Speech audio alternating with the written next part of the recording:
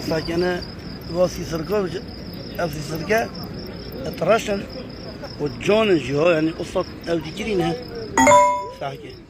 بس ساكنة كانت يعني اللي بيجي شنيش مع عملية ده الكدي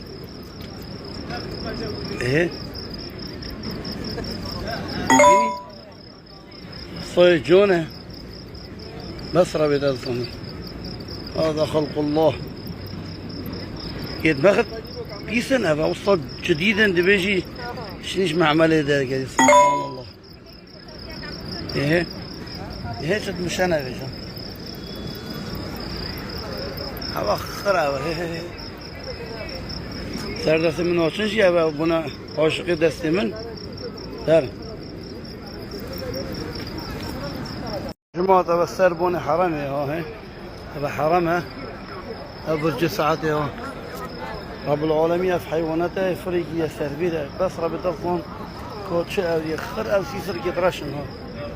ساقي خر سيسر كن بين والصيد مشابون والصيد مشابون بس رب تفهم كوتش او هودينه جا شنك بونك ترسن بين سيسر كن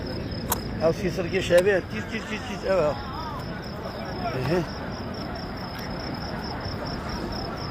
ساكي سر بيره بيره لو ديورت يا اخر سيسر كمان سيسر كي شابه نبي جون جهاب جون ده بيجي بس ني اسمع عمليه در كده يدمت بيسه ساكي صوت جون ما شاء الله para jemaah Kimeng Wang Kentak Kentak je banyak di Masjidil Haram para jemaah Tahoso Semuang Kentak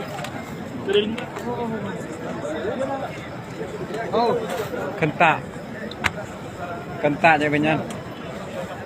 Masya Allah rembukan kentak Masya Allah. Tanda apa ini? Tanda apa? Di Mekah.